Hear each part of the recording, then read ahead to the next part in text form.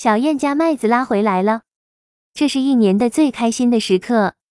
辛苦种的小麦丰收了，现在收麦省事了不少，不像以前要收好几天，还累得不能行。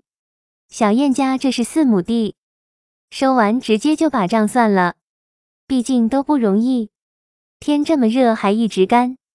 小燕和大娘在地里捡掉的小麦，别看掉的这点小麦还能换西瓜吃，以前条件不好时吃的都不够，不舍得换西瓜就去别人地里捡不要的。赶紧回去吧，天要下雨了。刚刚好收完，天就下雨。